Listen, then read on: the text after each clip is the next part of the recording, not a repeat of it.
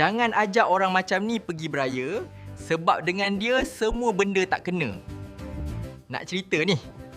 Kenapa open house kena ada sup?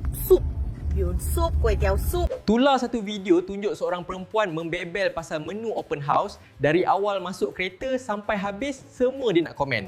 Dengan dia, nasi tak kena, lauk tak kena, sup bihun tak kena, sup mi pun boleh jadi isu.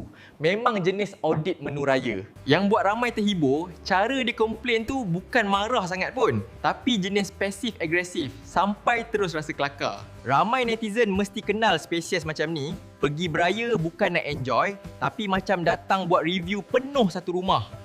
Moral dia, pergi beraya jangan komplain sangat. Korang pernah jumpa jenis macam ni tak? Tonton video penuh dia lepas video ni.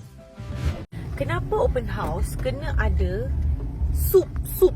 Bihun sup, kuih tiaw sup, mi kari. Hos-hos rumah ni tahu tak? Kita orang ni dah bercantik-cantik, pakai tudung gulung-gulung, lilit-lilit. Makeup dah lawa-lawa.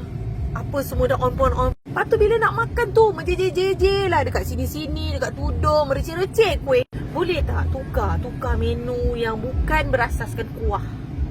Kesianlah kami ni, dah lah siap tu berjam-jam. Dah berminyak-minyak, berlendir-lendir. Lepas tu satu hal lagi nak makan tu nak kena macam tak nak kena tudung punya pasal, tak nak kena makeup punya pasal. Boleh tak tukar yang lain? Nasi impit tu okey lah, kuah kacang tu okey lah, sate, satu lagi sate. Jangan ada sate. Kenapa nak makan tu perlu nak kena macam tu kan? Susah menyusahkan kita ni, yang kita yang datang. Buat biasa-biasa macam nasi ayam ke, ataupun nasi hujan panas ke, apalah macam begitu jenis. I tak nak tengok tahun depan I tak nak tengok ada mi sop, mi kari ni I tak nak tengok. Tukar menu, tengok banyak lagi menu. Google menu.